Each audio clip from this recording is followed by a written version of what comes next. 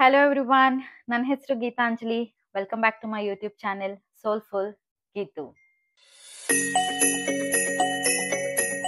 ನಾನಿವತ್ತು ಒಂದು important topic ಬಗ್ಗೆ ಮಾತಾಡಕ್ ಬಂದಿದ್ದೀನಿ, that is breast feeding struggles.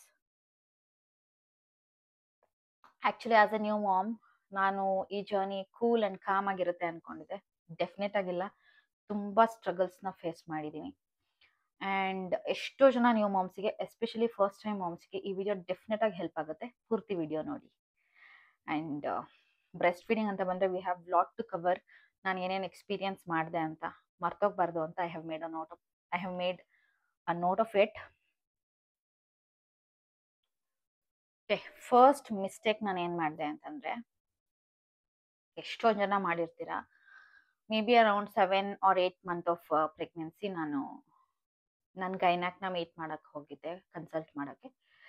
The examine and told you have inverted and flat nipple, so you have to do syringing ಅಂದರೆ ಸಿರಿಂಜ್ನ cut ಮಾಡಿ ನಿಪ್ಪಲ್ ಪುಲ್ಲಿಂಗ್ ಮಾಡೋದು. ದಟ್ ಈಸ್ ಕಾಲ್ಡ್ ಸಿರಿಂಜಿಂಗ್ ಅಂತ ಮಾಡ್ಕೊಬೇಕು.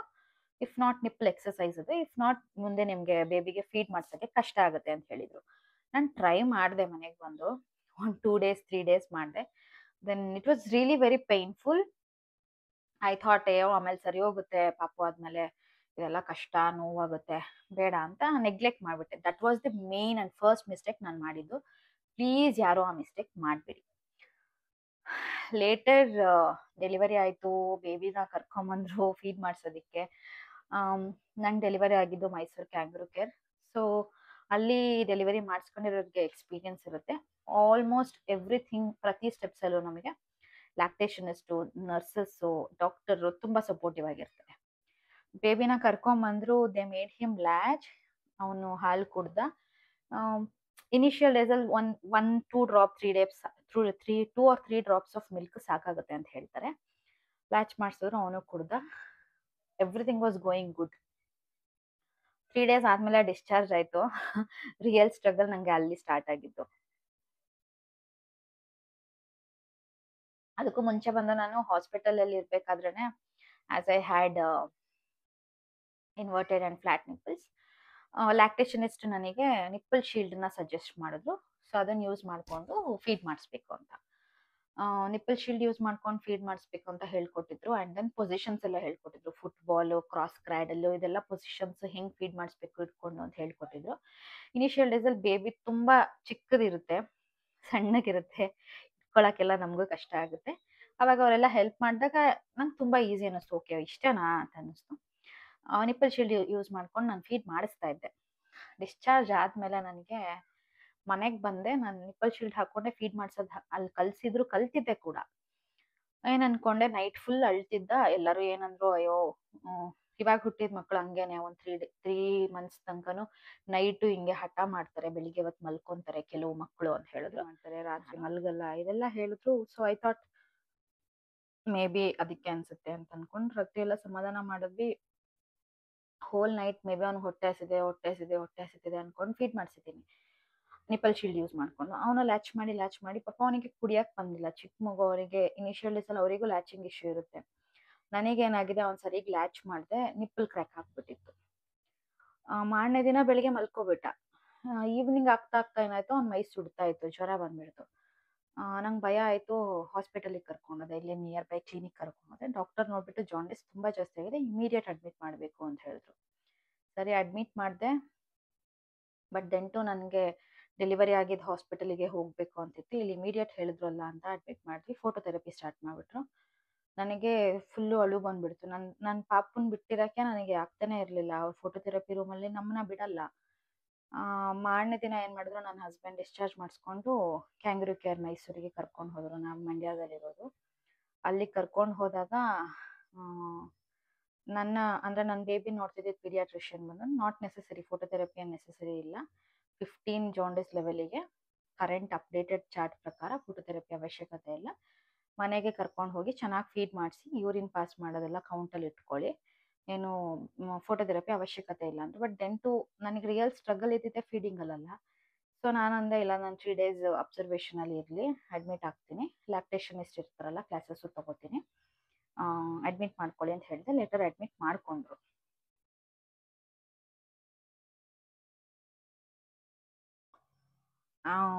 ಅಡ್ಮಿಟ್ ಮಾಡಿಕೊಂಡು ದೆನ್ ಅಗೇನ್ ನನಗೆ ಅವಾಗ ಬ್ರೆಸ್ಟ್ ಎನ್ಕಾರ್ಚ್ಮೆಂಟ್ ಆಗಿ ಪೇಯ್ನ್ ಬಂದು ನನ್ನ ಗೈನ್ಯಾಕ್ ಮತ್ತು ಪೀಡಿಯಾಟ್ರಿಷಿಯನ್ ಎಲ್ಲ ಬಂದು ನೋಡಿ ನರ್ಸಸ್ಸಿಗೆ ಹೇಳಿದ್ರು ಹಾಟ್ ವಾಟರ್ ಬ್ಯಾಗೆಲ್ಲ ಇಟ್ಟು ಮಿಲ್ಕ್ನ ಪಂಪ್ ಮಾಡಿ ಎಕ್ಸ್ಪ್ರೆಸ್ ಮಾಡಿಬಿಡೋಕ್ಕೆ.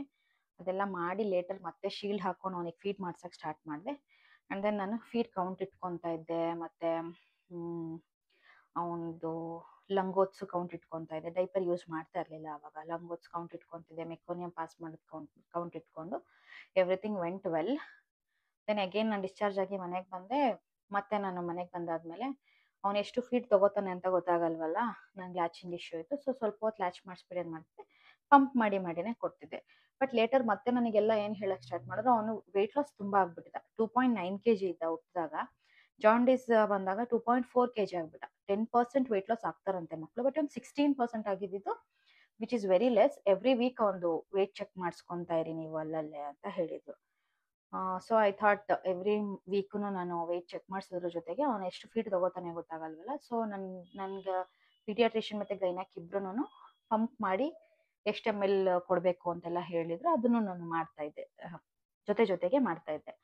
ಲೇಟರ್ ಅವನ್ weight gain every week weight gain ಆಗ್ತಿದ್ದ, ಲಾಸ್ ಏನು ಆಗ್ತಿರ್ಲಿಲ್ಲ ನೆಕ್ಸ್ಟ್ ಅದಾದಮೇಲೆ. ಬಟ್ ದೆಂಟು ಏನಾಯಿತು, ನನಗೆ ಪಂಪ್ ಮಾಡಿ ಎಕ್ಸ್ಪ್ರೆಸ್ ಮಾಡಿ ಅವನಿಗೆ ಕುಡಿಸ್ತಾ ಇದ್ದೆ. ಮಿಲ್ಕ್ ಕಡಿಮೆ ಆಗ್ತಿದೆ, ನನಗೆ ಮಿಲ್ಕ್ ಸಪ್ಲೈ ಕಡಿಮೆ ಆಗ್ತಿದೆ ಅಂತ ಅನ್ಸಕ್ಕೆ ಸ್ಟಾರ್ಟ್ ಆಗಿಬಿಡ್ತು. ಸ್ಟ್ರೆಸ್ ಜಾಸ್ತಿ ಆಗಿಬಿಡ್ತು, ಯೋಚನೆ. ಟು ಬಿ ಫ್ರ್ಯಾಂಕ್, ಸ್ಟ್ರೆಸ್ ಜಾಸ್ತಿ ಆದರೆ ಬ್ರೆಸ್ಟ್ ಮಿಲ್ಕ್ ಇನ್ಕ್ರೀಸ್ ಆಗಲ್ಲ, ಮಿಲ್ಕ್ ಸಪ್ಲೈ ಲೋ ಆಗುತ್ತೆ. Mother should be cool and com. ಅವರು ಸ್ಟ್ರೆಸ್ ಮಾಡ್ಕೊಳ್ಳದೆ ಕೂಲ್ ಆ್ಯಂಡ್ ಕಾಮ್ ಆಗಿದ್ರೇ ಅವ್ರಿಗೆ ಮಿಲ್ಕ್ ಸಪ್ಲೈ ಚೆನ್ನಾಗಾಗೋದು. ಅದು ನನಗೆ ಗೊತ್ತಿರಲಿಲ್ಲ. ತುಂಬ ಸ್ಟ್ರೆಸ್ ಮಾಡ್ಕೊಳ್ಳೋಕೆ ಸ್ಟಾರ್ಟ್ ಮಾಡಿಬಿಟ್ಟೆ, ಇನ್ನೂ ಕಡಿಮೆ ಆಗಿಬಿಡ್ತು ಸ್ಟ್ರೆಸ್ ತೊಗೊಂಡು. ಆಮೇಲೆ ನನಗೆಲ್ಲ ಏನು ಸಜೆಸ್ಟ್ ಮಾಡಿದ್ರು, ನೀನು ಹಾಲು ಸಾಕಾಗ್ತಿಲ್ಲ ಅವನಿಗೆ, ಫಾರ್ಮುಲಾ ಮಿಲ್ಕ್ ಕೊಡು, ಮತ್ತೆ ಅವ್ನು ಹುಷಾರು ತಪ್ಪಿಬಿಟ್ರೆ, ಮತ್ತೆ ಸುಸ್ತಾಗ್ಬಿಟ್ರೆ ಮಗು ಅಂತೆಲ್ಲ. ನಮ್ಮಮ್ಮ ಏನು ಮಾಡಿದ್ರು, ಅವನಿಗೆ ಹಾಲು ಸಾಕಾಗ್ತಿಲ್ಲ ಅನ್ಸುತ್ತೆ, ಅದಕ್ಕೆ ಹೇಳ್ತಿದ್ದಾನೆ ಅನ್ಸುತ್ತೆ. ಅವ್ರು ಫಸ್ಟ್ ಟೈಮ್ ಅವನು ಜಾಂಡೀಸ್ ಬಂದು ಅಡ್ಮಿಟ್ ಮಾಡಿದ್ವಲ್ಲ, ಆವಾಗ ಭಯ ಆಗ್ಬಿಡ್ತು ನಮಗೆಲ್ಲ. ಓಕೆ, ಪಾಪುಗೆ ಹಾಲು ಸಾಕಾಗದೆ ನಾವು ನಿದ್ದೆ ಮಾಡ್ತಿದ್ದಾನೆ ಅಂತ ಮಲಗಿಸ್ಬಿಟ್ಟಿದ್ರೆ, ನಮ್ಗೆ ಗೊತ್ತಾಗದೇ ಇದ್ದಿದ್ರೆ ಅಂತೆಲ್ಲ ಭಯ ಶುರು ಆಗ್ಬಿಟ್ಟಿತ್ತು. ಸೊ ಅವಾಗ ನಮ್ಮಮ್ಮ ಎಲ್ಲರೂ, ನಮ್ಮಮ್ಮ, ನನ್ಗೆ ಯಾರಾದರೂ ಪಾಪು ನೋಡಕ್ಕೆ ಬಂದವರೆಲ್ಲ, ಹಾಲು ಸಾಕಾಗ್ತಿಲ್ಲ ಅಂದರೆ ಫಾರ್ಮುಲಾ ಕೊಡು, ಏನಿಲ್ಲ ಅಂತ ಸಜೆಸ್ಟ್ ಮಾಡೋರು. I am not against formula feeding. See, finally ಎಲ್ಲ ಮಾಮ್ಸ್ಗೂ ಏನು ಇಂಟೆನ್ಷನ್ ಅಂದರೆ ಅವ್ರ ಮಗು ಹಾಲು ಕುಡಿಬೇಕು. Breast milk or formula milk, that doesn't matter. Formula milk ವಿರುದ್ಧವಾಗಿ ನಾನು ಮಾತಾಡ್ತಾ ಇಲ್ಲ, ಬಿಕಾಸ್ ಎಷ್ಟೋ ಜನ ತಾಯಂದಿರಿಗೆ ಮೆಡಿಕಲ್ ಎಮರ್ಜೆನ್ಸಿಯಿಂದ ಅಥವಾ ಹಾಲು ಇಲ್ಲದೆ ಇರೋದ್ರಿಂದ they go for formula milk. But when we have breast milk supply, ಅಂದರೆ ಬರ್ತಿದೆ ನಮಗೆ ಹಾಲು ಅಂತಂದಾಗ, we have to give them, because breast milk is considered as gold, liquid gold ಅಂತ. ಸೊ ನನಗೆ ಗಿಲ್ಟ್ ಕಾಡಕ್ಕೆ ಸ್ಟಾರ್ಟ್ ಆಯಿತು. ಓಕೆ, ಎಲ್ಲ ಯಾಕೆ ಹೀಗೆ ಹೇಳ್ತಿದ್ದಾರೆ ಅಂತ ತರಿಸಿ ಟ್ರೈ ಕೂಡ ಮಾಡಿದೆ ಒಂದೊಂದ್ಸತಿ, ಒಂದೊಂದ್ಸರಿ ಕೊಡೋದಕ್ಕೆ ಫಾರ್ಮುಲಾ ಮಿಲ್ಕು ನಾನು. ಬಟ್ ನನಗೆ ಎವ್ರಿ ವೀಕ್ ನಾನು ವೇಟ್ ಚೆಕ್ ಮಾಡ್ಸಕ್ಕೆ ಹೋಗ್ತಿದ್ನಲ್ಲ, ಇಲ್ಲಿ ಸುರಕ್ಷಾ ಹಾಸ್ಪಿಟಲಲ್ಲಿ ಮಧುನಂದನ್ ಅಂತ ಇದ್ದಾರೆ, ಇವಾಗ ಕರೆಂಟ್ಲಿ ನನ್ನ ಪೀಡಿಯಾಟ್ರಿಷಿಯನ್ ಅವರೇನೆ. ನನ್ನ ಮಗ ಮೇ ಬಿ 15 days ಬೇಬಿಯಿಂದನೂ ಅವ್ರ ಹತ್ರನೇ ಹೋಗೋದು ನಾನು. I have to thank him a lot. He motivated me a lot. You can do it ಅಂತ ಹೇಳಿದವರೊಬ್ಬರೇ ಅನಿಸುತ್ತೆ ನನಗೆ, Madhunandan sir. Thank you so much. And then ನಾನು ಇನ್ನೂ ಒಬ್ರನ್ನ ಮೆನ್ಷನ್ ಮಾಡಲೇಬೇಕು, ಮಿಲ್ಕ್ ಟಾಕ್ಸ್ ಅಂತ ಇನ್ಸ್ಟಾಗ್ರಾಮಲ್ಲಿ. I will mention their ID. ಅವ್ರ ಹತ್ರ ಕೂಡ ನಾನು ಕ್ಲಾಸ್ ಅಂದರೆ just mom to mom talk ಅಂತ ಒಂದು ಸೆಷನ್ ಮಾಡ್ತಾರೆ ಅವರು. ಅವ್ರ ಹತ್ರನೂ ಮಾತಾಡಿದೆ. Then she suggested few things, pump ಹೆಂಗೆ ಮಾಡಬೇಕು, ಪಂಪಿಂಗ್ ಸ್ಕೆಡ್ಯೂಲ್ ಹೆಂಗಿರಬೇಕು, ಅದನ್ನೆಲ್ಲ ಅವರು ಸಜೆಸ್ಟ್ ಮಾಡಿದ್ರು. ಆ್ಯಂಡ್ ದೆನ್ ಲ್ಯಾಚಿಂಗ್ ಮಾಡಿಸಿ ಎಲ್ಲ ಅವರೂ ತುಂಬ ಟಿಪ್ಸ್ ಕೊಟ್ಟರು ನನಗೆ, which was really very helpful. You are doing a great job Kumuda, thank you so much. And ಯಾರಾದರೂ ನ್ಯೂ ಮಾಮ್ಸ್ಗೆ ಹೆಲ್ಪ್ ಬೇಕಂದರೆ ನನ್ನ ಹತ್ರನೂ ನೀವೇನಾದರೂ ಕ್ವಶನ್ಸ್ ಇದ್ದರೆ ಕೇಳ್ಬೋದು. ಡೆಫಿನೆಟಾಗಿ you can contact Milk Talks. I will mention their ID in caption or description. You can go ahead and talk to her. ಅವ್ರು ನನ್ನ ತುಂಬ ಮೋಟಿವೇಟ್ ಮಾಡಿದ್ರು Madhunandan sir, which was really very much helpful for me to ಆ ಸ್ಟ್ರೆಸ್ಸಿಂದ ಆಚೆ ಬಂದು ನಾನು ನನ್ನ baby ಕಡೆ ಕಾನ್ಸಂಟ್ರೇಟ್ ಮಾಡಿ ಬ್ರೆಸ್ಟ್ ಮಿಲ್ಕ್ನ ಇನ್ಕ್ರೀಸ್ ಮಾಡ್ಕೊಳಕ್ಕೆ ಅವರು ಒಂದು ರೀಸನ್ನು. ಆ್ಯಂಡ್ ದೆನ್ ನಾನು ಇನಿಷಿಯಲಿ ಏನೇನು ಸ್ಟ್ರಗಲ್ಸ್ನ ಮಾಡಿದ್ದೆ ಅದನ್ನೆಲ್ಲ ನಾನು ಓವರ್ಕಮ್ ಮಾಡ್ಕೊಳ್ಳೇಬೇಕು ಅಂತ ಹೇಳಿಬಿಟ್ಟು ಸ್ಟ್ರೆಸ್ ಮಾಡ್ಕೊಳ್ಳಿಲ್ಲ. ನನಗೊಂಥರ ಪೋಸ್ಟ್ಪಾರ್ಟಮ್ ಡಿಪ್ರೆಷನ್ ಥರನೇ ಆಗ್ಬಿಟ್ಟಿತ್ತು. ಅದೆಲ್ಲದರಿಂದ ಆಚೆ ಬರಬೇಕಂತ ಡಿಸೈಡ್ ಮಾಡಿ ನಾನು ಒಂದೇ ಸತಿ ತಲೆಯಿಂದೆಲ್ಲ ತೆಗೆದು ಬಿಸಾಕ್ಬಿಟ್ಟೆ. Then I concentrated only on me, because ನಾವು ಚೆನ್ನಾಗಿದ್ರೆ ಮಾತ್ರ ನಮ್ಮ ಬೇಬಿ ಚೆನ್ನಾಗಿರೋದು. So I concentrated towards my health and ನೀಟಾಗಿ ಊಟ ಮಾಡಿಕೊಂಡು ಎಲ್ಲ ಸ್ಟ್ರೆಸ್ನ ಆಚೆ ಹಾಕಿ ಪಂಪಿಂಗ್ ಸ್ಟಾರ್ಟ್ ಮಾಡಿ. ಪಂಪಿಂಗ್ ಸ್ಕೆಡ್ಯೂಲ್ ಎಲ್ಲ ಮಿಲ್ಕ್ ಟಾಕ್ಸ್ ಅವ್ರು ಹೇಳ್ಕೊಟ್ಟಿದ್ರು ನನಗೆ. ಚೆನ್ನಾಗಿ ಪಂಪ್ ಮಾಡಿ ಮಿಲ್ಕ್ ಎಕ್ಸ್ಪ್ರೆಸ್ ಮಾಡೋದು, ಕೊಡೋದು ಎಲ್ಲ ಮಾಡ್ತಾ ಇದ್ದೆ.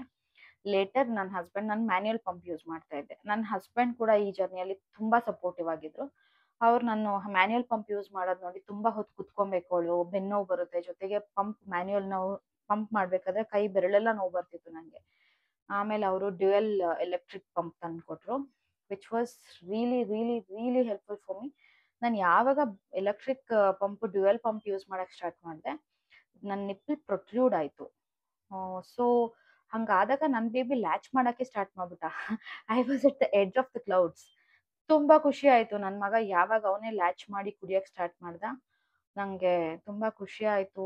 ಲೇಟರ್ ಆನ್ ಯಾವ ಗಿಪ್ಪಿಂಗ್ ಎಲ್ಲ ಸ್ಟಾಪ್ ಮಾಡಿ ನಾನು ಆದಷ್ಟು ಡೈರೆಕ್ಟ್ ಫೀಡ್ ಕೊಡೋಕ್ಕೆ ಸ್ಟಾರ್ಟ್ ಮಾಡ್ತಿದ್ದೆ. ಐ ಮೀನ್ ಡೈರೆಕ್ಟ್ ಫೀಡ್ ಕೊಡೋಕ್ಕೆ ಟ್ರೈ ಮಾಡ್ತಾ ಇದ್ದೆ, ಬಿಕಾಸ್ ಪ್ರೊಲ್ಯಾಕ್ಟಿನ್ ಅನ್ನೋ ಹಾರ್ಮೋನ್ ಜಾಸ್ತಿ ಆದಾಗ್ಲೇ ನಮಗೆ ಬ್ರೆಸ್ಟ್ ಮಿಲ್ಕ್ ಸಪ್ಲೈ ಜಾಸ್ತಿ ಆಗೋದು.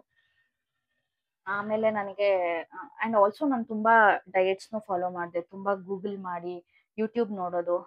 I have to mention this, ನಾನು ಯೂಟ್ಯೂಬಲ್ಲಿ ಈ ಬ್ರೆಸ್ಟ್ ಫೀಡಿಂಗ್ ಸ್ಟ್ರಗಲ್ಸ್ ಬಗ್ಗೆ ನೋಡಿದಾಗ I got so many Tamil, Telugu, Hindi, English ಇವೆಲ್ಲ ವಿಡಿಯೋಸ್ ಸಿಕ್ತು. ಕನ್ನಡದಲ್ಲಿ ನನಗೆ ಬೆರಳೆಣಿಕೆ ಅಷ್ಟೂ ಸಿಗಲಿಲ್ಲ ಅಂತ ಅನ್ಕೊತೀನಿ, ತುಂಬ ಕಡಿಮೆ ಇದ್ರೂ ಮೇ ಬಿ ನನಗೆ ಸಿಗ್ಲಿಲ್ವೇನೋ. ಬಟ್ ನಾನು ಅಲ್ಲಿ ಸಬ್ಟೈಟಲ್ಸ್ನ ನೋಡಿ ತಿಳ್ಕೊಂಡು ನಾನು ಅದೆಲ್ಲ ಫಾಲೋ ಮಾಡಿದೆ. ಸೊ ಕನ್ನಡದಲ್ಲಿ ನಾನು ಈ ವಿಡಿಯೋ ಮಾಡ್ತಿರೋದ್ರಿಂದ ಮೇ ಬಿ ಕನ್ನಡ ನ್ಯೂ ಮಾಮ್ಸ್ಗೆ ಡೆಫಿನೆಟ್ ಆಗಿ ಹೆಲ್ಪ್ ಆಗುತ್ತೆ ಅನ್ಸುತ್ತೆ. ಆ್ಯಂಡ್ ಆಲ್ಸೋ ಇಲ್ಲಿ ಇನ್ನೊಂದು ಹೇಳಬೇಕಾದ್ರೆ ಫುಡ್ ನಾನು ತುಂಬ ಫಾಲೋ ಮಾಡಿ ಬ್ರೆಸ್ಟ್ ಮಿಲ್ಕ್ ಇನ್ಕ್ರೀಸ್ ಮಾಡ್ಕೊಳ್ಳೋದಕ್ಕೆ ಅದು ಒಂದು ಹೆಲ್ಪ್ ಆಯಿತು. ಏನೇನು ಫುಡ್ಡು ನನಗೆ ಹೆಲ್ಪ್ ಆಯಿತು ಅಂತ ತಿಳ್ಕೊಬೇಕು ಅಂದರೆ ಕಮೆಂಟ್ ಮಾಡಿ, ಡೆಫಿನೆಟಾಗಿ ಅದ್ರ ಬಗ್ಗೆನೂ ಒಂದು ಬೇರೆ ವಿಡಿಯೋ ಸಪ್ರೇಟ್ ಫುಲ್ ವಿಡಿಯೋ ಮಾಡಿ ಹಾಕ್ತೀನಿ. And then breast milk increase ಆಗಿ ನನ್ನ ಮಗ ಇವಾಗ ಕಂಪ್ಲೀಟ್ಲಿ ಎಕ್ಸ್ಕ್ಲೂಸಿವ್ಲಿ ಬ್ರೆಸ್ಟ್ ಫೆಡ್, ತುಂಬ ಚೆನ್ನಾಗಿದ್ದಾನೆ, ಆರೋಗ್ಯವಾಗಿದ್ದಾನೆ. And again I am telling you, I am not against formula fed babies. Due to few of the medical conditions, formula feeding is good, not at all bad.